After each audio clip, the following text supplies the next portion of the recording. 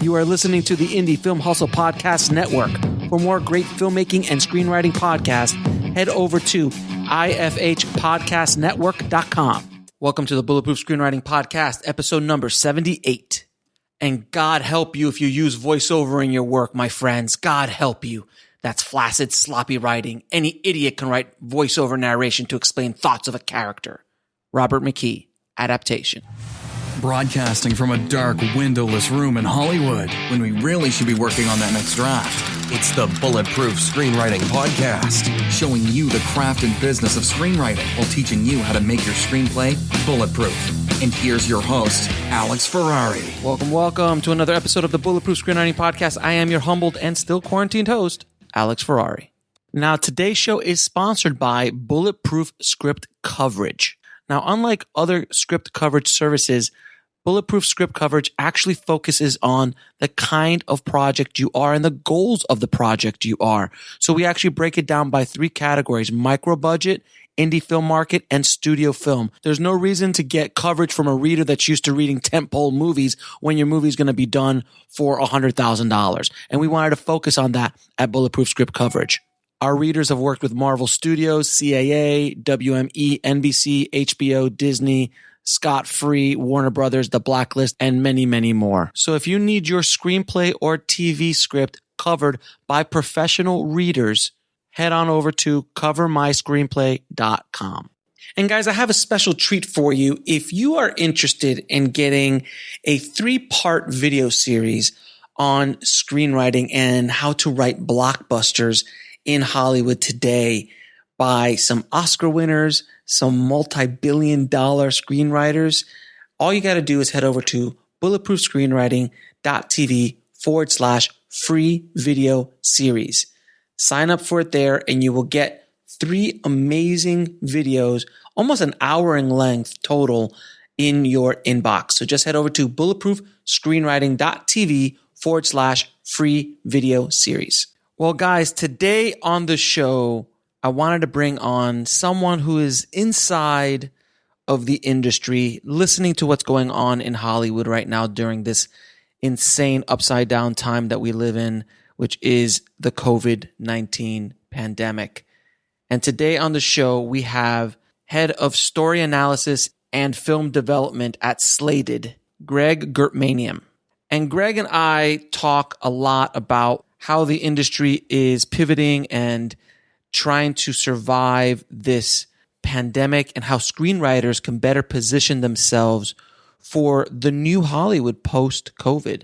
This is going to be with us for quite some time. It is going to change our industry in ways that we can't see right now. But I promise you that Hollywood and the way Hollywood does business is changing now and will be unrecognizable in the next 6 months to a year and on. So Greg and I really do a deep dive into what's going on right now in the industry and how we can help screenwriters better position themselves for the future. So without any further ado, please enjoy my conversation with Greg Gertmenian. I'd like to welcome to the show Greg Gertmenian. How you doing, my friend? Good, man. How are you? Nice to see you. Good. Thanks for having me on the show. Thank you for you being on the show. I appreciate you coming on and talking all things about the film industry and this crazy time that we're living in right now. Indeed. Yeah, it's my pleasure. Thanks for having me. There's lots to talk about. Yeah, absolutely. So before we get started, how did you get into the business in the first place? Oh, that's a good question. So I did films. I focused on film and comedy in school when I was in college at USC. Mm-hmm. And I wasn't a film major, but all my friends were. And so that got me into the business of sketch comedy, directing sketch comedy, writing it, performing it, doing some stand-up. And shortly after, graduating, you realize no one's going to make it and invite you. You got to make it yourself. So that started me on the path of making stuff. And I had some success with some short films out of school, and then joined my brother's management company, which he'd started for new feature screenwriters. And so I sort of cut my teeth at his shingle, helping him discover writers and sign them and then send them out and get options and writing assignments and sales. And And that company was sort of the basis for the company that we would later found in 2012 called Spec Scout, which was sort of the career path that I'm on today, with discovering new writers, the script score, and the underlying technology there. Great. And then you work now for Slated, or work with Slated. Indeed. Yeah. Yeah. Very cool. So we'll get into Slated in a little bit. That's one of the reasons why I want to have you on the show, because I'm really curious about Slated and what they do. But because of your work with Slated and with Spec Scout, before then, I mean, you have your ear to the grindstone, pretty much about the industry. So you're reading the trades and you're talking to people, and you have a lot of information that many of us outside of the industry might not have because you just have access. Obviously, COVID has thrown the largest monkey wrench I've ever seen in the history of the industry, which is a fairly large statement to say. I've been in the business for 25 plus years. In my time, I've never seen anything. And just being a student of history of our industry, I just never seen anything like this. What are you hearing? Obviously every day, as of this recording, we don't know what's happening right now. As we're recording, we're quote unquote opening up as the cases are flying up, around the country and even here in Los Angeles. Nobody knows what's going to happen in a month, in a week. So what are you hearing from executives, from financiers, from distributors, from talent? What's the word? Yeah, I think everyone is generally pretty eager to set dates in the near future when stuff is going to hopefully resume and get back to normal. I'm much less optimistic than that, just because we have, so many countries that are ahead of us in the curve, and we've seen that they've opened back up and then had to pull back. So, generally we're seeing, I think there was an announcement today that movie theaters in Los Angeles and New York are expecting to open back up in mid-July. Mm-hmm. I'm not optimistic as well. Yeah, I think so. I think that, I've spoken to, because at Slated, we work, we're working on 60 films at any given time, and all of them have different production schedules, and they're all trying to make their date, right? So I've heard different filmmakers approach this differently, but I think that the conventional wisdom right now is that we're going to open back up for a little period of time, during which production is going to follow pretty strict guidelines to try to keep sets small, to try to keep people in the respective corners of the set doing their respective duties. The unions have signed off on certain protocols with regard to that sort of limited COVID mitigated production. Mm-hmm. But then we know, like every other country, that there's probably going to be a resurgence. And from what I'm hearing, I think the resurgence is expected to be a few months later, maybe perhaps sometime in November or September. And that's obviously not a tested statement. But as far as, whispers through the grapevine, I think the sense is we're going to get in the game for a few months. People are going to try to do their COVID safe, friendly productions. Mm-hmm. We certainly have some films that are more contained, that have, could be made with tiny crews that are planning to shoot in that frame of time.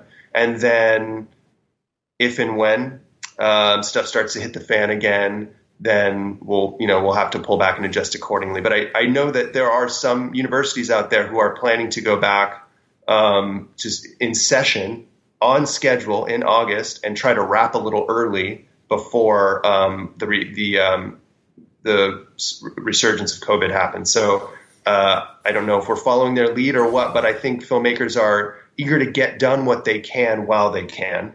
Mm-hmm. Given we might all be back on ice in a period of a few more months. Yeah, I'm even less optimistic than that. I think right now, just looking at the numbers and what people are talking, I'm like, I think we're 50% capacity already in LA with ICU beds, and it's growing every day because of the protesting, because of all that stuff that wasn't even a part of the crazy that we have to deal with in 2020, and now all of a sudden we have that thrown in. So that's a complete new monkey wrench in this somewhat normal, unnormal, timeline that you were even talking about. So I don't see theaters opening up in July. I just don't. And if I do, if Tenet opens up, Nolan's Tenet opens up July 15th, Well, yes, there'll be a handful of people that go out. Is it going to have a $150 million opening? I doubt it. I don't think there's enough theaters nor enough people who are willing to go to the theater to go see it.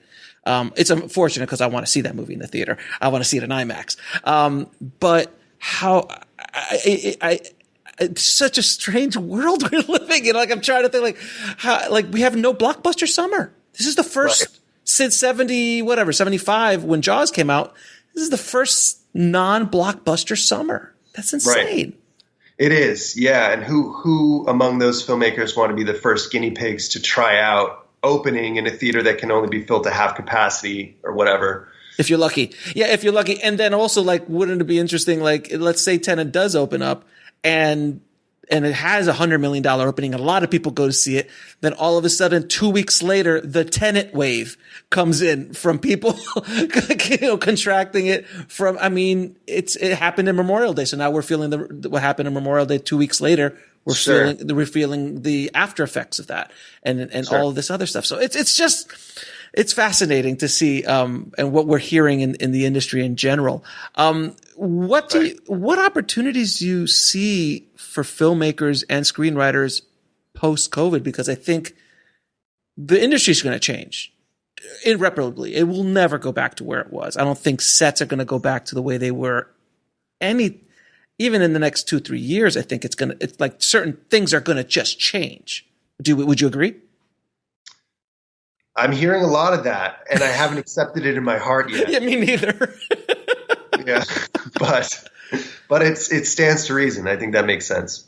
So, what are the opportunities for filmmakers and screenwriters in this new post world, and this opportunities that are presenting themselves now that there might be that? I always tell people that there's doors that are opening that would have been closed before.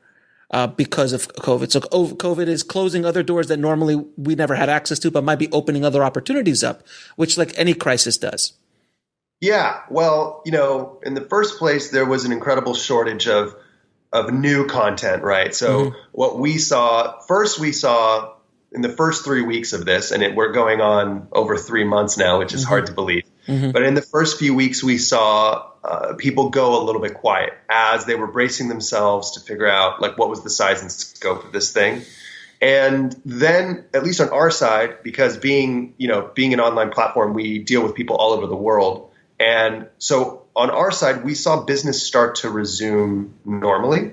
Our projects have been getting a lot of interest. We've been getting offers on projects. We didn't see money fall out of projects. We didn't see distribution fall out of projects.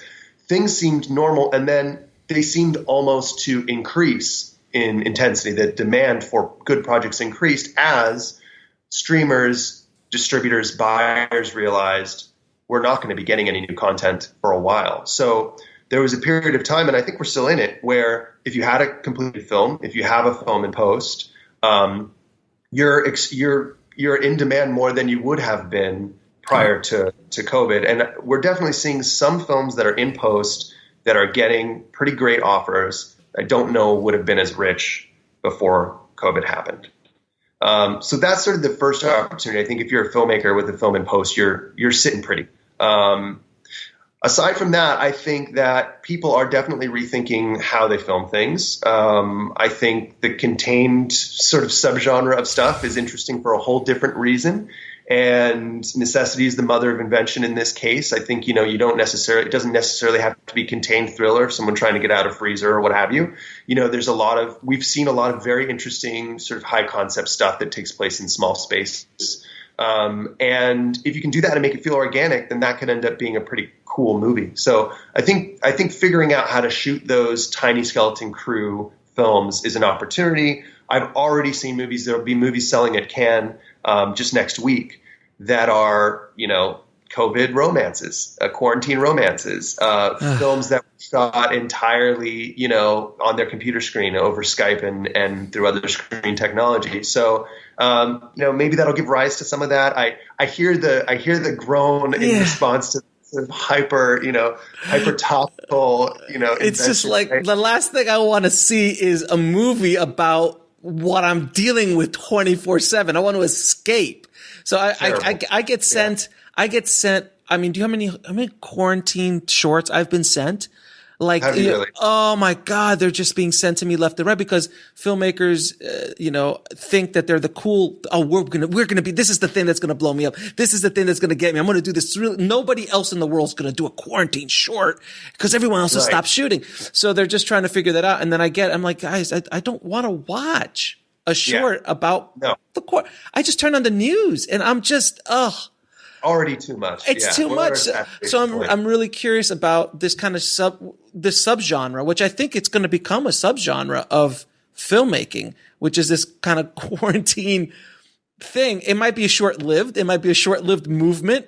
Maybe, one of these more established filmmakers might go down the road. Like, I would love to see like a Michael Mann quarantine film or a David Fincher quarantine film. Like, that would be very interesting in hands of masters like that to see what that genre would be like. Yeah, precisely, in the hands of masters and not opportunists, for sure. But yeah, I mean, as far as the appetite of buyers, studios, distributors, and investors, they're all still looking for the same stuff they were looking for. From where I sit, they still want, cool concepts. They still want visual stories. They still want diverse stories. And so I don't know that we should be changing up our whole game plan. It's more just a matter of, trying to figure out how we can accomplish those same objectives in these circumstances. And if not, then how can we be ready to knock it out of the park the moment that we are able to go back to work? And I think, one of the unfortunate things is that when it's over, it won't really be over because not only will there be production restrictions, but there's going to be a mad dash for all of those tax credits, all of those crews in all of those regions. And it's, I can only imagine how difficult it's going to be to fight for space as everyone is trying to schedule all of that delayed production. Right. It's going to be a mad rush because there's a limited amount of states that have tax rebates or countries that have tax rebates and crew, and everyone's just sitting on the sidelines and like everyone wants to play ball at the same time. And talent. Yeah, exactly. It's like if you're making an offer to an actor right now, they can presume they may be free, but what happens when the studios make those same demands and production opens back up? Who are they going to prioritize? So, yeah, it'll be interesting to see. It's good. It's such a mess. Yeah, it is such a mess. It's very interesting to just sit in the sidelines and kind of watch what's going on because it's like every day you really don't know. And you just mentioned the Cannes market, and the festival. That's different too. That's like it's happening, but it's virtually happening. So I have a bunch of distributor friends of mine who are at the virtual Cannes with a virtual booth. And I'm dying to hear how that goes. What are you hearing about this? I mean, and I think it's way overdue. Let's just put that. I think the virtual film market is way overdue. But it needed something like this. It was probably going to take another 5 to 10 years before Cannes or AFM decided to do something like this. But now they're forced to. So what are you hearing about that? So I think on the whole, people are generally sort of excited about it. They are, Cannes has put a lot of effort into trying to recreate the experience of the physical market as much as they possibly can. And I think everybody really appreciates that, really commends them for that. And for the most part, we've seen sales companies that are just looking to proceed with business as normal. They are building up their slates right now. They're grabbing up their final acquisitions so that they can announce what films are going to be selling. And they're booking the calendar of virtual screenings and virtual meetings. And I have heard some relief and appreciation expressed on the part of some sales companies to say, it's better in a couple of ways. One, I'm not going to get ambushed by somebody just walking into my booth that didn't have an appointment and doesn't have, can't buy a film in a given territory. They have more control over their schedule and can be more efficient that way. But number two, also, when they do a screening, yes, it's virtual, but they have the ability to book that sort of virtual theater beyond what that small physical screening room can accommodate. So you could potentially have, hundreds of people tuning in for a really exciting screening virtually that wouldn't all have been able to make that same time at the physical market. So there are upsides. Oh, there's a lot of upsides. And how about cost? I don't have to fly. Don't get me wrong. I wouldn't mind going to Cannes. Right. I mean, that's one of the nice things about it. It's, you go to Cannes, but for a lot of these distributors and sales agents and buyers, it's just like, it's an expense. It's not cheap. Right. Yeah. It's not cheap. And if you're not prepared to turn it into a vacation, then you end up just sort of running around, not even appreciating what, the scene around you. The south of France. Yeah. Yes. Exactly. So, so I think there's definitely some upsides, and I'm hopeful that the films that we have at the market this year are going to do well, because at the end of the day, the buyers still need content, and the levels of new content are getting lower and lower. So I heard through the grapevine that Netflix, because everyone, that's kind of like the gold standard in streaming at this point, that Netflix, I heard from multiple sources that they're like, oh, Netflix is run out of, and they'll buy anything because they're buying this and that. And I heard two different things about Netflix. One, the studios, when this thing happened, they unloaded a ton of content on the movies at a discount because they needed revenue because movies stopped. Like a lot of, if you don't have Disney Plus or if you don't have HBO Max, the revenue started to slow down. So they started dumping a lot of product on, and I started seeing like Paramount movies and other big studio movies from like 10, 15 years ago on there. So that was one thing. And second, I heard that Netflix basically had enough in the pipeline to last for 2.5, 3 years comfortably without having to buy another piece of content. So what do you hear? I'd love to hear what you're hearing about that and just in the streaming ecosystem in general. As far as insight into Netflix, I don't have any more insight than that. I think all of that makes sense. Generally, they are a company that has telegraphed to the world, like, look, we got this. We're good. We're doing fine. Tiger King 2 is coming. Don't worry. That's right. And so that wouldn't surprise me. And I think, just from a consumer standpoint, right, we're all sitting at home dipping into those television shows and titles that we've been meaning to watch for a long time. I'm not at the bottom of my list by any means. So, if that's any indication, then Netflix must be telling the truth. And yet, I think the shiny new titles with 2020 dates on them are exciting for people. And I also know, and as I'm sure you've seen this as well, that the number of entrants in the streaming platform space is not decreasing. There are more people that are looking to do sports-centric content streaming platforms and comedy-centric content streaming platforms, and all of those platforms still need content. So there's more places than ever to sell stuff to. And if you're a buyer right now or a distributor right now, you have to be aggressively looking, because not everybody can be Netflix.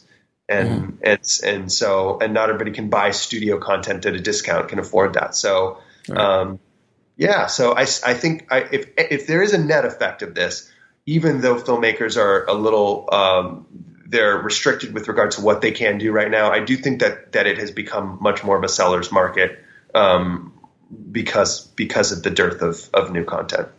Now, with packaging of films, how can an indie filmmaker package a film in today's world?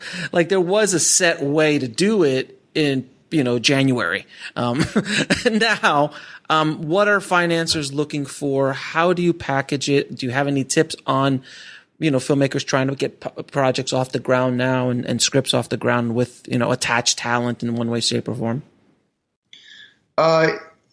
So packaging, and I have really appreciated the conversations that you've had on your show about how to approach sales and packaging from an independent film standpoint. I think that is one thing that independent filmmakers overlook quite often. They have a sense of indie film as being this very early model of, Kevin Smith casting 90s. Your friends. Yeah, 90s. Right. And that just isn't the case anymore. In today's market, you really need to build some value for your budget. That's not to say that if you make a film on a $25,000 budget and no one's in it and your execution is superlative, that you can't find a home for it. Oh, yeah. But generally speaking, you're going to need to be thinking about what recognizable faces you can put in your film. And that directly impacts how much money you get to make your film, to the extent that you're trying to ask other people for investment. So I've appreciated you sort of foregrounding that conversation. Thank you.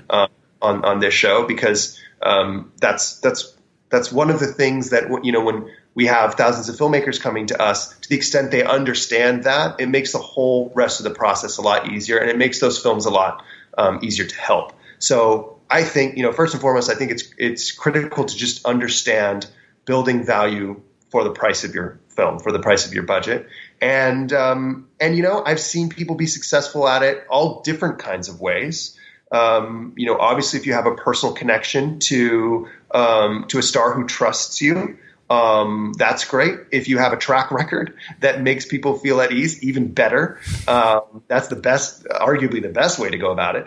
We've also seen people to great effect use casting directors. If the script is very compelling, if you're a director with a short or a past film who's proven that you can really create a good product, then having a reputable casting director send your script out to targeted talent can go a long way. And so those are the ways that we've seen films sort of self-package up without the aid of a big agency. And then, of course, if you can be an indie film who works with CAA or UTA or WME, and if they rep you and they really believe in the project, then, of course, they can unleash a whole roster of really valuable talent who can take your film to the next level. So there are many different ways to do it, of course. What you just sort of have to look at: what is your network? What do you have at your disposal? How strong is the script? What's your track record? And then try to calculate, what the best approach would be.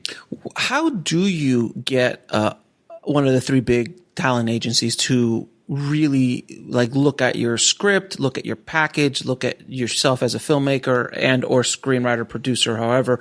What are some tips to kind of get in? Because everybody is trying to get to CAA or WME, and it's kind of like, oh, well, I'm repped by, and I've heard that term so many times. I'm like, oh, my film is repped over at CAA. I'm like, and it's been in development for 10 years. It means nothing. But if you're serious and you get momentum and you actually get in there, how do you do that?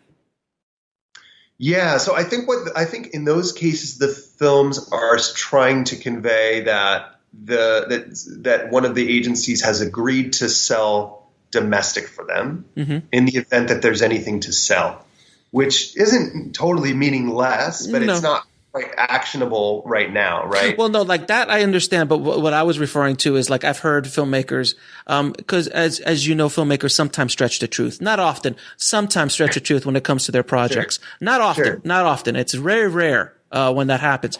But when they do stretch it, they're like, oh yeah, my film, this project is repped by CAA, or is repped by WME. So yeah. So let's say let's say 50% of the time that's real. And then when it is real, it's generally like what you're talking about, or that they have, they rep the director and now they're taking on the whole project. So now they're going to package the whole film with their talent and that's generally the way it is. Yeah. But sometimes it's a stretch. So how do you, if you're not repped by these companies, how would you approach a CAA? Do you come in with financing? Do you come in with maybe attached talent? Or, because if you just show up with a script and a dream, it's the lottery ticket at that point, if I'm not mistaken, if with no representation or anything. Yeah, I think nobody really wants to read a script from someone they don't know. Shocking in Hollywood that nobody wants to read a script. Nobody wants it. They all have so many scripts to read. And so if your script is not, even if your script is incredible, and I'm sure you've had this experience, people have sent you scripts and you're like, this is one of the better scripts I've read this year. Sure. And it's still impossible to get anybody to care. I really think that one of the sort of secret weapons that filmmakers can use, if you want to be making features at a high level, you kind of have to put your money where your mouth is and do a proof of concept or a short that proves that you are an exceptionally talented director or producer. Less true for writers. I think, unfortunately, writers are in the position that a short is not necessarily the best representation of their work. So they have to just write incredible specs that get you on page one. But if you're a director or a producer, I don't understand the logic of hoping someone's going to give you $5 million for your first feature if you haven't tried, if you haven't proven you can do it. Right. And those directors that really do put their money where their mouth is, and they go out there and they book a location for 3 days or whatever, and they create an incredible high concept genre short or proof of concept. Those people tend to get traction if the short is good, because it's so easy to send a short out and have somebody click on it, if for no other reason because we're curious to know if you're really as good as you say you are. So as far as like batting average, getting a good response from agents or from anyone who can help you based off of a cold outreach, I think a killer proof of concept or short is the best way to go. Would you, and this is a little bit of a disheartening comment, but I've read some amazing scripts. It's like when you read them, you're just like, how is this not an Oscar winning thing? Like and I've read them multiple times from not unknown screenwriters, from very well-known screenwriters who have major track records, and yet they can't get financed or they can't get it packaged.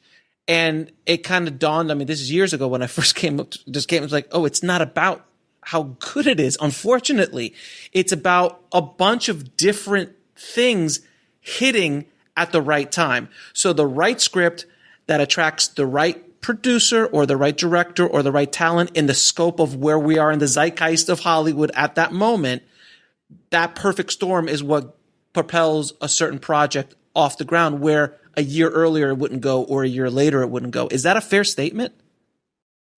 Yeah, I think that there are so many movies like that took 10 years to get made for a reason. Mm-hmm. There are projects that have come to us years ago that had a different cast and a different producer. Right. And they weren't able to get off the ground. And I don't know that the script was as good as it was, 20 drafts later. I can't say. But it took that project going through multiple permutations before it hit one that really conveyed value to the person reviewing it. So I think that part of it is just the process of, there's a glut of content out there. Mm-hmm. And so to calibrate a film just right so that it sounds exciting, it feels like the most exciting version of itself. Sometimes, unfortunately, that just takes time. And most of it does have to do with the team and the talent. So, I think at least from, we have 2,300 investor companies that we're servicing through Slated. And so we have a lot of experience getting a sense of what they respond to and what they don't. Package projects are always more interesting. And I think that one of the reasons for that is not only can you run numbers on a package project and figure out like how safe your investment is, relatively speaking, but you can just envision what the film is a little more clearly when you know who's going to be in it and who's directing it and who's producing it. It becomes less of a concept, less of a sort of a theory, and more of an actual product. So it's kind of like less heavy lifting at that point. Because if you have a script, you've got to start lifting a lot because you've got to then package it and do it and you've got to really put a lot of energy in it. But if someone brings you a packaged script, like here's the talent, here's the director, here's some finance, and that just sets everything, it sets you apart. And it's not the quality of the script that's setting you apart. It's the whole package that's setting you apart. Is that fair? Totally. And I think that actually gets to a distinction that's really important, I think, between independent filmmakers and the studio system, mm-hmm. which is that in the studio system, you can write an incredible spec and sell it for $750,000. Right. And then in that case, someone's literally just giving you money for having gotten that far. In independent film, it never works that way because the money is usually just the money. There are EPs that can sometimes be active, but for the most part, they're going to look at your script and say, what am I writing a check for and who am I writing it to? And yet, there are still a lot of independent filmmakers that maybe also exist in the studio system, but want to make their own film. And they're hoping that there'll be an investor who comes along and writes them a check so that they can cast and make offers and hire people. But in independent film, it just doesn't work that way. They're really expecting, the capital is really expecting you to build it first so that it becomes an investable product. But even so in the studio system too, I mean, if you have a package, it helps. If you have talent, Absolutely. If you have even some financing, from outside sources, that helps as well, correct? Absolutely. And we saw that in TV too, with this boom of serialized content. And I'm not a TV agent, so I can only speak to the conversations I've had with them. But what I started to observe is that whereas before, you might be able to take out a really strong pilot or a really strong pitch and sell shows more and more and more and more over the past 5 or 6 years, you're really having to take out the whole package and pitch the whole package before someone will consider buying your show. So that space has gotten a lot more competitive and a lot more talent driven than it had been before. So yeah, to your point, Alex, I think yes, the package matters also in the studio world as well. And now, and let's talk about TV and films, because I mean, studios in general, I mean, there has been a massive shift in the studio system, and I consider the studio system basically the top 6 or 7, majors, that are, and then there's some outliers that work within that, the mini majors, if you will. But the majors have shifted their entire business model to IP based reboots, franchises. The films of the 80s and 90s that they're rebooting would never be made today. Like, they're not making those films today. Can you imagine the Goonies being made in a studio system today? Like, that would never exist. Or Gremlins, or any of these amazing 80s and 90s Ghostbusters. Can you imagine Ghostbusters like as an original pitch now? Would be very interesting. So I see that there is also a limited window as far as how many of these films are being produced a year at the studio level. They're not making 30 movies. The studio's not making 30 movies a year. They're making 10 at Disney's made like 12 movies last year Sure. at the studio level. And then Warner's is probably around the 8 to 10, 12. Before, they were making 30 or 40 movies a year, and they were at different budget ranges and everything. So there is a certain limit of funds and opportunity now in the studio theatrical space. But Right. in the television and serialized space, it is wide open, and there is so much more opportunity there. And also now the straight to the made-for-TV movie market, if you will. Back, if I should date myself, the movie of the week kind of movies, which are now direct to Netflix, or direct to HBO Max, or originals, or original Hulu films that are at a much lower budget. Where do you think screenwriters and filmmakers in general should be focusing their energy? Should they be going for that home run hit of like, I'm going to do the next $50 million, $100 million movie? Or should I start trying to get into serialized works, trying to get into these lower budget direct originals for Netflix, Hulu, HBO Max, Disney, Peacock, and so on? Yeah, that's a good question. I think that the streamers always want content that feels like it could have been theatrical. Mm-hmm. So I don't think writing that kind of content, big concepts, high concept, I don't think that's going out of style anytime soon. And if you have a knack for it, I mean, ultimately when, a lot of our business is talking to writers, and I think so much of the ancillary screenwriter industry fixates on this idea of like writing something marketable, writing something that can sell. And while I think there is some wisdom to that, generally my advice to writers is to figure out what kind of writer you are, what your brand is. You may want to write every genre, but what genre, in which genres do you really excel? And in which genres does your work feel really authentic, and is it really resonating with people? And if you figure out what that is for you, then you can sort of figure out how to do the slightly more commercial version of that. That maybe puts you in the conversation, for sending a spec out to studio buyers, et cetera. But yeah, I don't know that.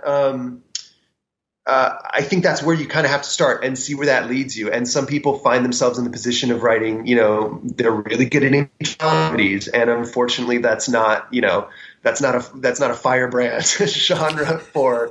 What was that? I'm sorry, you broke up. What was that genre again? Oh, indie dramedies is like not so much. It's a tough one. It's you might be really, really good at that, and yet it's really tough without a hook to get anybody excited about that. Mm-hmm. But I think you have to figure out what your voice is as a writer, and then try to innovate within that space and figure out what the commercial version of that is. But do they have a better shot at getting in a writer's room, getting into a series now? I think there's just, by the math, there's more opportunity, correct? Yeah, I think so. I think so. I mean, I don't work as much on the TV side, but I definitely have had a lot of friends who are writers and who were, coming out of school or coming out of MFA programs that have gotten snapped up into some really great writers' rooms, and they're excelling because they were incredibly talented. But I think that, writers' rooms are really intent on diversifying right now. I think that's critically important, and there's just also so many more of them. And I've seen all kinds of opportunities open up for my friends who, I think, prior to that, serialized streaming boom, maybe would have had to wait a little longer before those first stores opened. Do you think that this mad gold rush that's been happening now, probably for the last 5 years or so, in regards to content, so many streaming platforms are opening up, so much content. People are buying, I think they bought South Park for $100 billion or something, like $100 million, and Simpsons, sure. And obviously Fox was purchased by Disney, and Friends. How much does Friends get? $200 million or something like that, or $250 million or something like that. It's insane. Exactly. Yeah. But they're buying content. They're just absorbing as much content as they can, and they're creating as much content. Do you feel that there's a bubble here? Like I kind of see a bubble forming, because this is not sustainable. This pace cannot sustain for 20 years. And our economy right now is definitely not in the greatest space. And I still feel that we're nowhere near the worst of where the economy will eventually drop to. So I know we all want content. We all want to see this, but there's how many of these streaming services can actually survive? How much money is there? Like, what do you think? I just, I don't want to put you in a corner, but I'm just asking, like, what do you think? Do you think this is going to end, or is this going to pop? Yeah, as long as we're making, as long as I'm allowed to make grand predictions that could be entirely absolutely. Yeah, that's why we're here, sir. then emphatically yes, we're in a bubble. And no, yes, to some extent I do think we are in a little bit of a bubble, because I think of the phase of growth that we're in as an industry is one in which there's been a new medium, there's a new playing field that's been that we're all playing on, and the streamers are just glad they're battling for dominance right now. So they're spending wildly inflated amounts for properties that they know are going to draw the most eyes, with under the threat that maybe not all of them will survive into the next phase of this growth. And I think that unfortunately that is a strategy that they have to pursue, because they know damn well. What's that? To compete. Right. And so I think the prices will naturally settle as people realize that there's probably room for all of these streaming services. Maybe one or two will get knocked off, but for the most part, I'm seeing people toggle between their Disney Pluses and their Hulus and their Amazons and their Netflixes with no problem. So I think the prices will naturally settle after this initial sort of elbowing people out of the way phase, resolves. But beyond that, I couldn't say. I mean, looking at history again. I mean, in the early '90s, there was the indie boom, where they were buying. I mean, and if you got into Sundance, you got $1 million deal. It was like they were spread, and then it felt like almost every month there was a new Kevin Smith, John Singleton, Spike Lee, Robert Rodriguez, Richard Linklater. Sure. I mean, Steven Soderbergh. There was just every month there almost seemed like this new kind of Cinderella story. And then the studios all said, wait a minute, there's money in indies. Let's all put up indie shingles. So there's Warner Independent and Paramount Vantage and all this, the Fox Searchlight. But then it popped. It popped towards the end of the decade. It started to pop and then it started to fizzle out. And I have a feeling that that's that's a smaller scale, because what's going on now is massive comparatively. Right.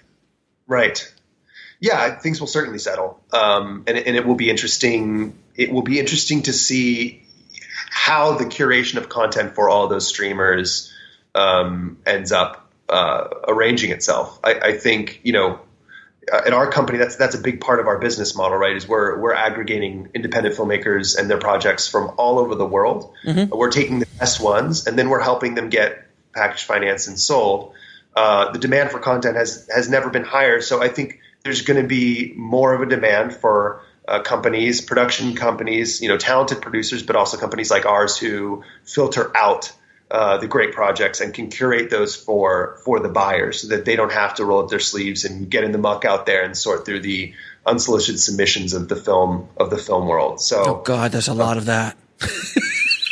There's a lot of that. Yeah, on a completed film level, on a script level.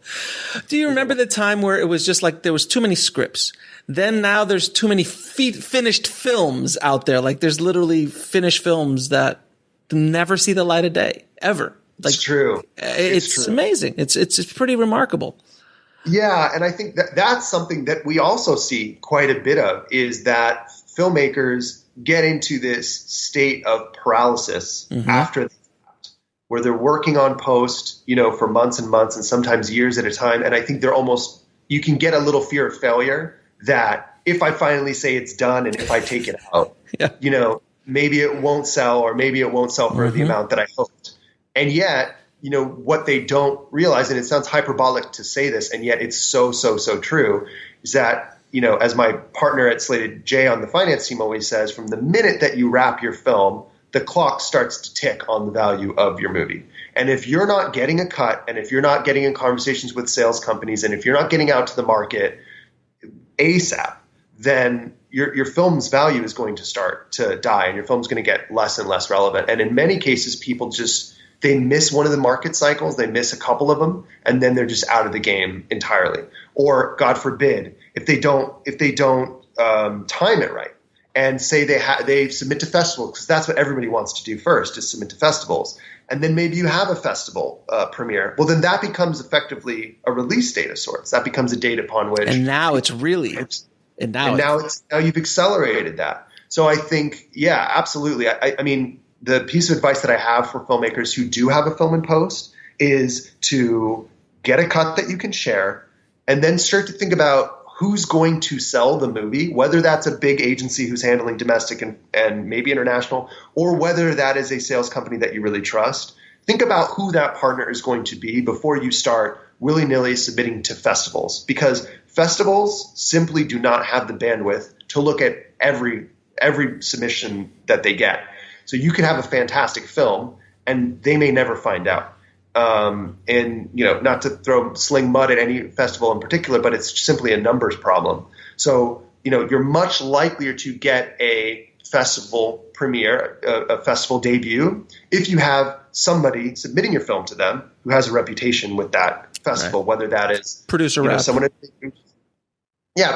or a producer's rep, or a sales company who does a lot of business, or an agent. That makes all the difference in the world. So that's my number one piece of advice when the filmmakers come to us with the film in post, is like, don't just start submitting to festivals. Get a sales strategy in place. Get a partner. Have that partner make the submissions. You're going to go much further. Trust me. And then that partner can use the festival as part of an overall strategy to debut your film to the world, and then use the next market as sort of a launch for your film and sales. Now, since you brought up festivals, I've been saying this for a while. Festivals don't have the power that they used to. This is not 1992 anymore. There's a handful that mean anything to the bottom line. Sure. We're talking about 5, maybe 6 in the world that mean anything to the bottom line. From your experience working with distribution companies and buyers and other than look, it's super cool. We all want to get into Sundance. She's the pretty girl that we all want to get a date with. There's no doubt about that. Cannes, South by, Tribeca, Toronto. Yeah, we all want to go there. And it's fun. It's a cultural event. It's red carpet, and there could be some business to be done at those festivals. But generally speaking, first of all, it's not a guarantee anymore. Before it was a guarantee. Like you get in Sundance, it's sold. Someone's going to buy it, but that doesn't mean anything anymore. What are your feelings about festivals as a general statement from the buyer's perspective, distribution's perspective? Do they really mean anything? I mean, of course, Sundance on a certain kind of film makes all the sense in the world. But But even then, it's still not as much as it used to. I mean, am I wrong? Please, what do you think? I agree. No, I agree that it's not a guarantee anymore, for sure. I do still feel that the handful of festivals that you named, Sundance, South by, Tribeca, Cannes, Toronto, they still do really matter as far as your ability to introduce your film to the world and jumpstart the sales process. So, I'm sure there are, and then there's another tier of festivals below them that still help with sales. They still have some prestige, but they may not be, as fancy and shiny as those others. But I still think that they make an incredible impact on your ability to get the film sold and distributed. But there is only a handful, period. Like even first and second tier, we're talking 20, 25 film festivals in the world that really mean a whole lot. And I feel that so many filmmakers lose so much time submitting to all of these different. So true. Right? That is so true. That is so true. And then they, the filmmakers then try to use, I'm gonna accidentally name a real film festival by trying to come up with a fictional one. So I don't want to try. So I always use Moose Jaw, the International Moose Jaw Film Festival. I don't think that's a real festival. Thank goodness. But you could just use the Uptown Downtown Film Festival. Sure. So the Uptown Downtown Film Festival. Yes, go ahead. Those are perfect. I'm going to use those from now on. People are going to start to think it's real. It's going to have a life of its own. So. There's thousands of those. I feel like there's a new one every week. And the same thing goes for screenwriting competitions too. And I think maybe that is a misconception that the belief is that if someone has validated your film, then it's more valuable. And yet if that somebody is an unknown screenplay competition or film festival, it actually does damage, and particularly if you got like third place in the Uptown Downtown Film Festival, it's like you weren't even good enough for Uptown Downtown. Who won first? Who won first? I want to talk to that guy. I want to talk to that gal. Whoever shot that, I want to talk to whoever won Uptown Downtown. You got grand jury at Uptown Downtown. Exactly. So and. Of course, I can relate to having been on the creative side. The idea that somebody is saying, "Look, you did a good job." Yeah. That's all people want to hear when they've finished making something. They like me. If you're still looking at it as a business, you have to be strategic about who you let put their laurels on your poster. No, well, that sounded kind of dirty. I don't know why. It's like you don't let someone else's laurels on your poster. Not during COVID, I know. Absolutely not. Absolutely not. You need to wipe that down with some alcohol.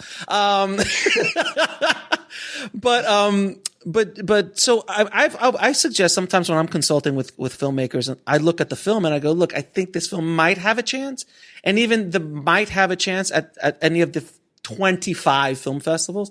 Sometimes I'll go, why don't you just put some feelers out at real distribution companies and real buyers and see what happens? Because what's the end game here? Is the end game prestige? Then go down the festival circuit, have fun, spend 2 years running the festival circuit, but understand that financially that is not going to be good for your film.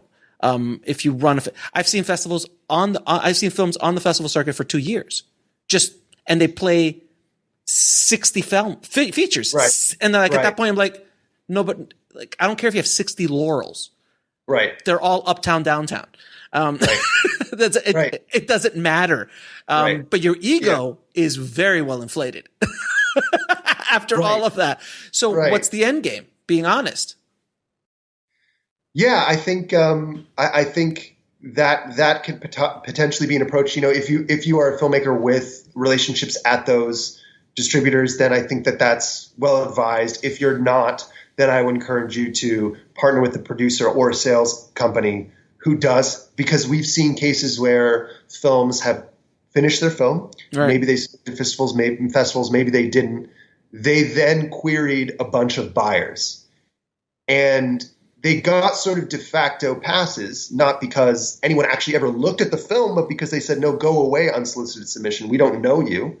And then that becomes difficult for a sales company that comes on board and tries to sell the film in earnest, because you have to then navigate, well, was this an actual pass? Did anybody actually look at it? Of course, the answer is normally no, but in most cases, that becomes a conversation that you don't want to have. So I would say, sales companies, for all the flack that they get, for all the sales companies out there that may be more bottom-feeding type companies. Predatory is what I like to call them. Or predatory, perhaps, yeah. But there are still a lot of sales companies out there that they make a living selling movies and being transparent with filmmakers, and they have good reputations. And so I really do think that they can be that link that unlocks a distributor taking you seriously, a festival taking you seriously, and making sure that you're managing that process carefully and strategically. Do you think that, from your experience, because I've spoken at nauseum about this in regards to the traditional distribution space where we're at right now? I've been yelling from the top of the hill that Rome is burning, especially in the indie space. I'm not talking studio space, though. I do feel that those walls are starting to crumble a bit too, under its own weight.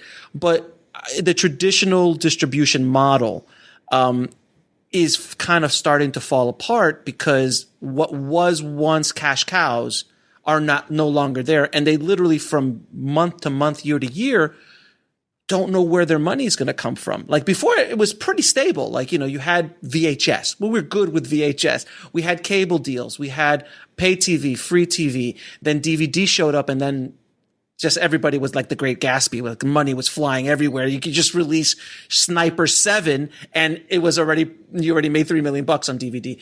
But those days are all gone, and streaming is not paying what DVD was. So I've been at AFM. I've spoken to multiple distributors that I literally ask them, I go, you really don't know where you're going to get your money, are you? And they're like, no, our main strategy is to acquire as many films as we can at no money up front, for as long as we can keep them in our library, so then we can negotiate with a streaming service to sell the library off to them and see if we can make any money with them at all. TVOD is pretty much dying, if not dead. SVOD is, if you can get a deal, great. And AVOD is where the money is currently. But it's still nowhere near DVD money. So that's at the lowest level of independent film. We're talking, $10,000 movies up to $1 million to $2 million movies. But some of the movies I'm sure you're working on are at much higher levels, and that's a whole other ecosystem. What is your feeling about the future of the model in general? And feel free to say, Alex, I take the fifth on this. I'll take a partial fifth. I mean, everything you're saying rings true. I think that packaging and bundling these titles together and selling them is definitely a line of business for sales companies. Mm-hmm. The MG has gone away, and in some ways that is a good thing, because of the whole fallacy that the MG was truly a minimum guarantee, which of course it isn't. It's usually the maximum guarantee. Right, it's a maximum guarantee. That M, they weren't clear about the acronym. Exactly. So I'm actually in favor of sales companies not paying MGs to acquire the content themselves, because then they really have to take the film out, and we get to see in a sales cycle or two how well they're able to actually sell the movie, and their ability to make money depends on that performance. So yeah, I don't miss the MG from sales companies. I think a no MG model is certainly okay, and then they really just have to perform. If they perform, if they can perform, it's sometimes it's not even in their power if they can or cannot. It depends on the marketplace. That's true. In their defense, that's true. Yeah. And yet, I think a good sales company has really strong relationships with buyers. They know exactly what that buyer is looking for in advance of the market, or they at least have a sense of it. And they know where their cash cows are. I mean, it's not a surprise, and I'm sure I know you've talked about this as well, that there's certain genres that have more inherent sales value irrespective of cast. Mm-hmm. So we can rely on that to some extent. If you have made an action film and executed it exceedingly well, then there will be some buyers for that, and cast helps a great deal. So yeah, I think they don't have full control, but a good sales company is is going to have a better sense of what they can do with a given film and hopefully get closer to hitting their numbers. Now, in the world that we're living in right now, something that I never thought would happen has happened, which is the international market has shut off basically because of COVID. And then the Hollywood system, this is where I said that the weight of the system is kind of falling on against itself.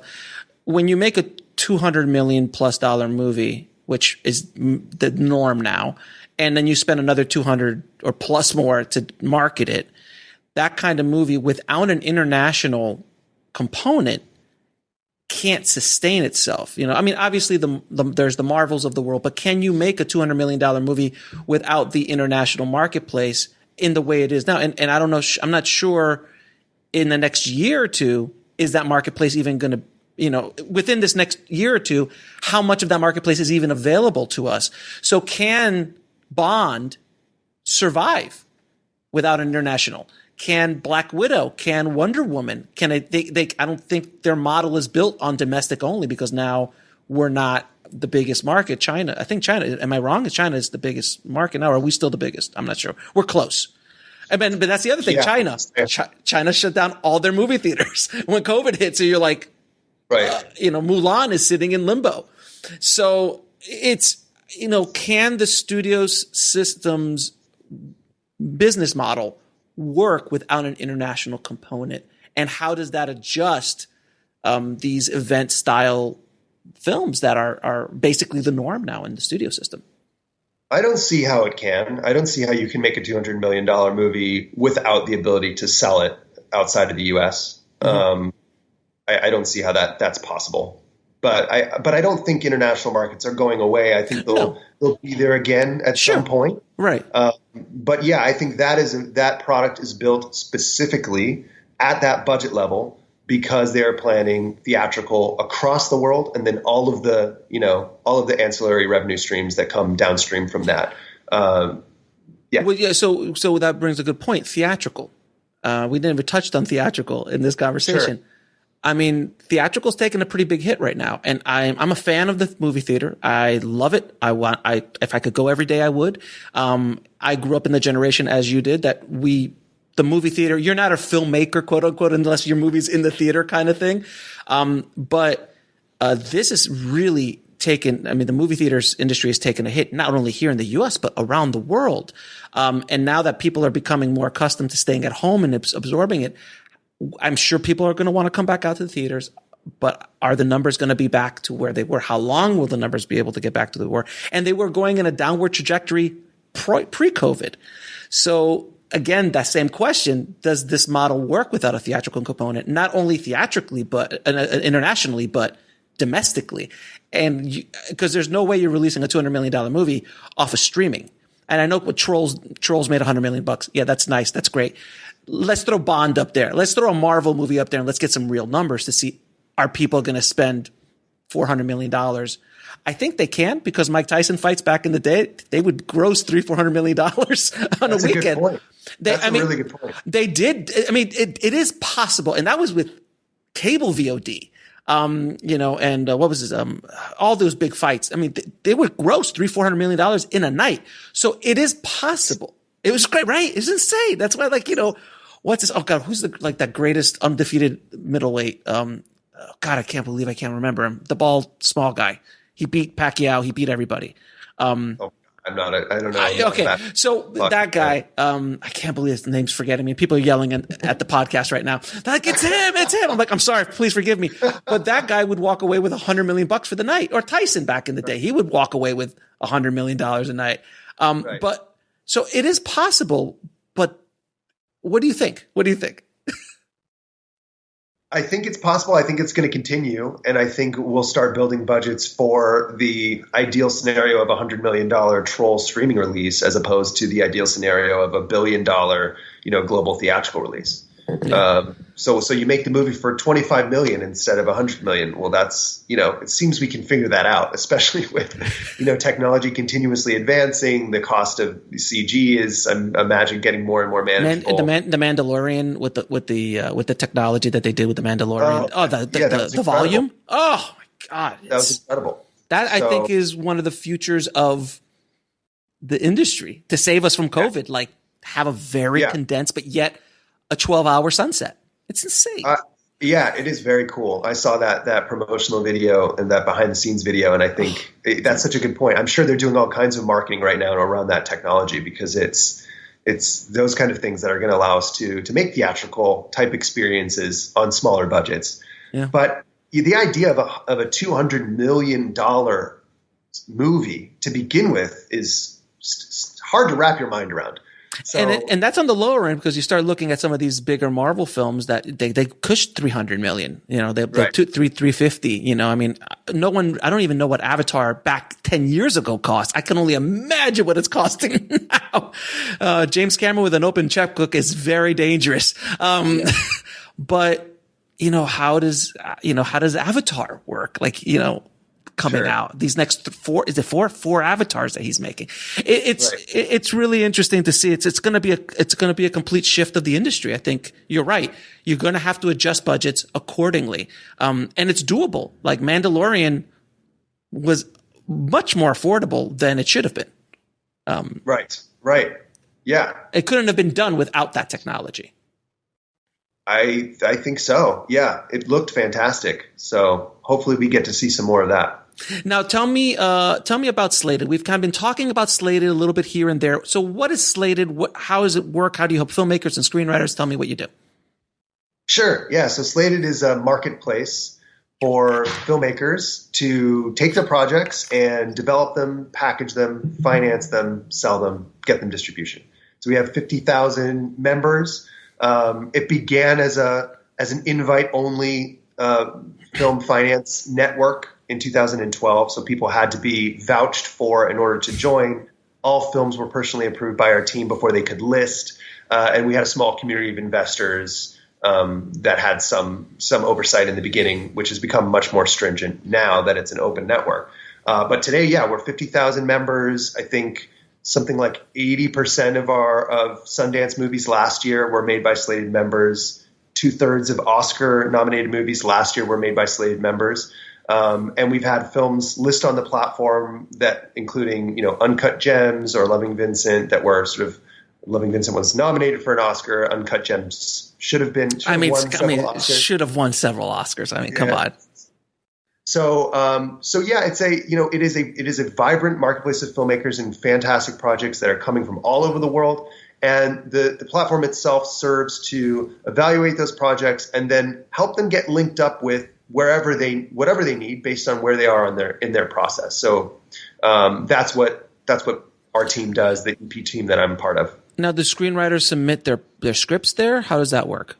Yes. Yeah. So you can list your project and not get any evaluation of your script or any financial projections. And then you can hope to match with a producer or a sales company based on your logline and your poster and the value of you and your track record. That's a thing you can do.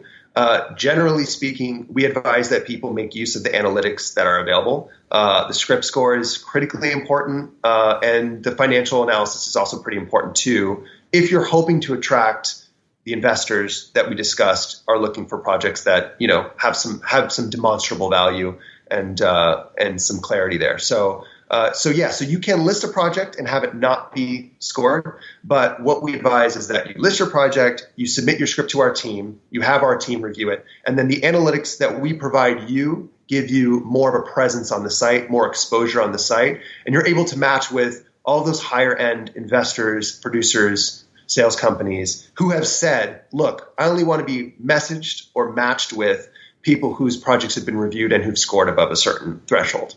Mm-hmm. So we use the analytics to enhance the matching. So, but do you work with treatments or is only scripts, or do you work? It's like, here's the idea. I have this person attached to write the script. I have this director attached. I might even have some talent attached. Can you package a deal like that and then maybe look for development funds, things like that? Totally. Yeah, totally. So there's three sort of key metrics. There's the team score. So if you list your film, you don't submit your script, you don't run financial projections, then there's just going to be a score based on who's making the film. So if you're a director and you've made 6 movies before, you'll have a score. And people who are looking for projects with elevated teams will find you. if you choose to submit your screenplay, it should be a completed screenplay. Sure. We are taking completed scripts. We are taking completed movies. And we're going to start taking completed documentaries as well. And when I say completed, I mean a rough cut is fine. Picture lock cut is fine. And for that process, it's always the same with every project. And we've done it for 10,000 projects to date, which is that we remove the cover page from the script and we hand it to our development staff. And we have 3 different members of our development staff read the script and respond to a set of questions independently. So that returns us a 100-point script score on a scale from 1 to 100, but it's really more on a scale from 60 to 90 because that's where most of the scores fall. And then that score indicates sort of how far in your development process you are, how close you are to being ready to being matched to a producer, or how close you are to being ready to effectively shoot. So if the way our system is designed with 3 readers reviewing every project, if one person gives it a recommend, then the project will qualify for matching with almost everybody on the platform, even if the other 2 readers are passes. And now, is it work like, so it's a market, it's kind of like once you get past, it's kind of like a marketplace. So then it goes up on the boards, let's say, and then everyone has access to seeing what that is. And then people contact the producers of that project or the owners of that project? Yeah, more or less. The matching is really sophisticated in that it's focused on what you as a member, Alex, have said you want to see. So if you've told Slated via your profile, I only want to see projects with script scores above 70, and or I only want to see projects who have an attachment that is X or higher, then those are the only projects you're going to match with. And every Monday morning, you're going to get a digest that shows you the projects that you match with. And for any project that is a match to you, they'll now be allowed to message you because their project matches that criteria. So if at any point an investor or producer wants to receive fewer matches, they can dial up the script score threshold, or they can dial up their team score threshold and get more targeted matches. Or they can say, I only want stuff at this stage, at the packaging stage. Or the development stage or something like that to kind of bring it in. Right. Very, very interesting. That's a pretty cool situation you got going on. I love it. I really, really love it because the global component of it is probably the most exciting because we have filmmakers that are submitting from Canada, from Egypt, from Mongolia, who have truly come up with these incredible stories, incredible screenplays. And, you may or may not be surprised. Some of them have a very firm grip on how to build value, how to package their movie for their territory. And so we're coming across films that I just never would have conceived of because none of them are my experience. But also films that I just never would have known existed that are beautiful, sometimes heartbreaking stories, either at the script stage or at the post stage. So the idea that we can be a portal for those filmmakers and get them straight to the person that they need to be talking to in a matter of weeks or months, that is really exciting because the film industry at large is very scattered, very disorganized. People depend on shows like yours to help them make sense of it all. And so we pride ourselves on being another one of those sort of spirit guides that can help assess you where you stand, figure out what you need, and get you to the right place. I like Spirit Guide. I think that's good. # Spirit Guide. That's very nice. Very cool, man. Very cool. All right. So I'm going to ask you a few questions to ask all my guests. Sure. What advice would you give a filmmaker and or screenwriter wanting to break into the business today? So for a screenwriter, right. I think that competitions, if you're focusing on the top 3 or 4, are fantastic. Obviously submit your script to Slated and get it scored. You're going to get 20 pages of feedback and a script score from people who are working in the industry and have read 1,000 scripts each. So that's really high value. And then I'm here to answer your questions about your coverage. So if you have a script, that's where I'd start. But there are also screenplay competitions like the Nickel, like Page, like the ones that Roadmap Writers or Tracking Board does. Those are all great companies. And I recommend that a new writer try all of those avenues. It cannot hurt. If you get traction with any of them, it can be meaningful and allow you to take your project to the next step.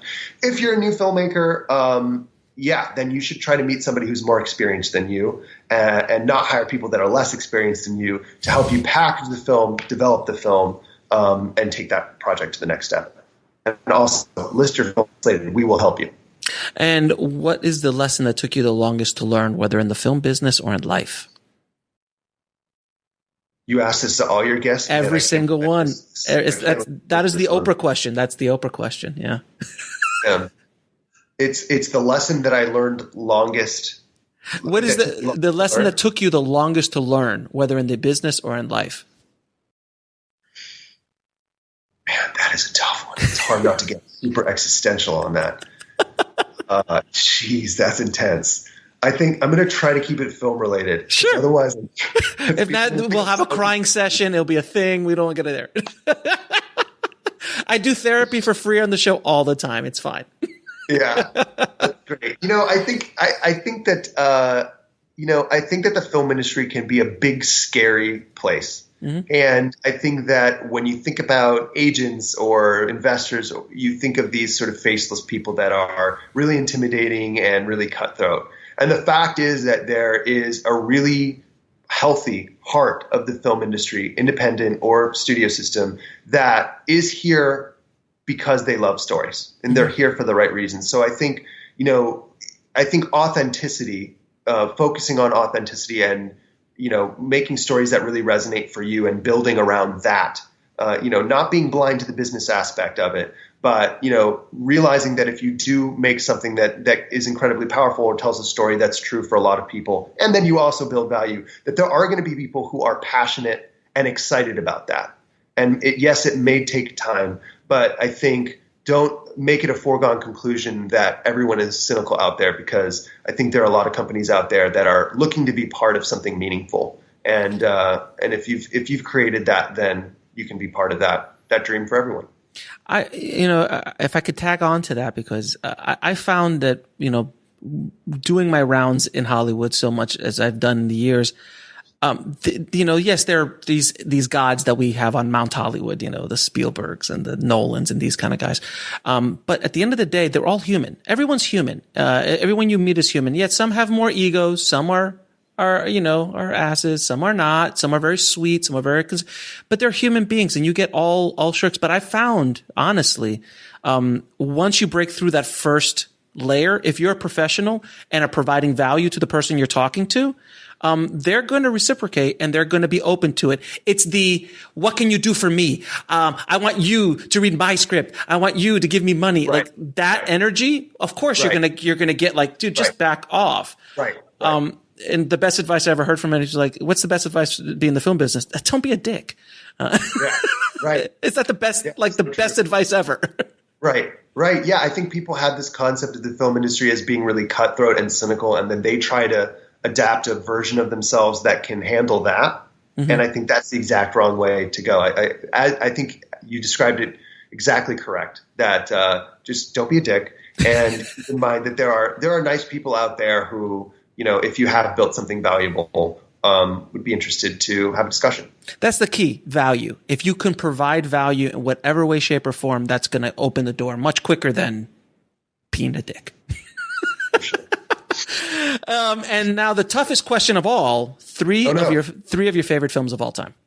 Oh no! Oh my gosh. Okay. Okay. Recent film. So when I was a kid growing up, and it's problematic for a number of reasons today, but I loved, and people hate this film, but I loved Forrest Gump. I love Forrest Gump. I love Forrest Gump. I think Forrest Gump is fantastic. If it's on, I'll watch it. Do I think that it should have beaten Pulp Fiction as the relevance of what it was that in the history of cinema? Yeah. But it was fantastic. Yeah. It's so much fun. Forrest Gump, I love. It's hard to choose the top films, but in the past few years, I've loved films like I loved Room. I think about Room a lot for its structure and what it was able to accomplish with relatively little. Not The Room, but Room. Not Tommy Wiseau's Room. I love them both. I think my top three are Room, The Room, and Forrest Gump. I think that's everyone who's listened to the show knows my affinity for The Room and how genius of the film that is, and how there's very few films that can transcend from so bad to, oh my God, I love it. I've yet to watch Cats, though I haven't heard that from Cats. I just hear it's just horrible to watch. You can't be self-aware when you're making the thing. You can't. You must have zero self-awareness. That is the key to success in making the Room quality film. You can't, like, if you and I sat down, like, we're gonna make a Room kind of film, it's done. It's dead from the beginning. You have to be completely. Don't kill my dreams, Alex. I'm like, no, but if you have to be completely unaware of how ridiculous that is. It's exactly the Room. Showgirls is another one that's just amazing. Wow. Remember Showgirls is a huge fan base for. Does it really? Oh my God! They're releasing a documentary on it right now of how it's transcended itself now. Wow. And you can watch Showgirls. It's not The Room. Nothing's The Room. Because that's just at a whole. I mean, that wasn't it's not Paul Verhoeven, for God's sakes, directing it. But you watched. It's just so beautifully bad. There's like beautifully bad, and then there's just masterpieces. The Room is a masterpiece of. He uses the same stock footage 3 times. Like, you just watch it. But you can't watch. Do you ever watch The Room alone? Don't do that. The Room has to be watched with a group of people. That's the only way to properly enjoy The Room. It's like Rocky Horror. You should not watch it alone. That's agreed. Yeah. Now, where can people find you and Slated and the work you do? Come visit us at slated.com, sign up. It takes 2 seconds. It's free. And then you can chat with us via our little chat bubble at the bottom right corner. There's a little orange dot. Click on that and you'll be talking to one of us in no time at all. So wherever you are, we'll be able to help you get set up. Greg, it has been an absolute pleasure having you on your show, man. Thank you for dropping all the knowledge bombs and the inside knowledge bombs on the industry today. So thanks, brother. Oh, man, not at all. Yeah, really nice to chat with you, Alex, and I hope we get to chat again soon. If we can learn one thing from this episode, it is that you shouldn't watch The Room alone. It's just weird, guys. Just don't do it. I want to thank Greg for coming on the show and dropping those knowledge bombs on the Bulletproof Screenwriting tribe. Thank you so much, Greg. If you want to get links to anything we talked about in this episode, as well as contact information for what he does at Slated, head over to the show notes at bulletproofscreenwriting.tv/078. And guys, if you haven't already checked out the new Indie Film Hustle podcast network, which is the home of some of the best screenwriting and filmmaking podcasts out there, head over to ifhpodcastnetwork.com. And we have a ton of other podcasts that are not just my podcast, but also other podcasts. And we're adding new awesome podcasts every month. So check it out. Thank you for listening, guys. As always, keep on writing no matter what. Stay safe, and I'll talk to you soon. Thanks for listening to the Bulletproof Screenwriting Podcast at bulletproofscreenwriting.tv.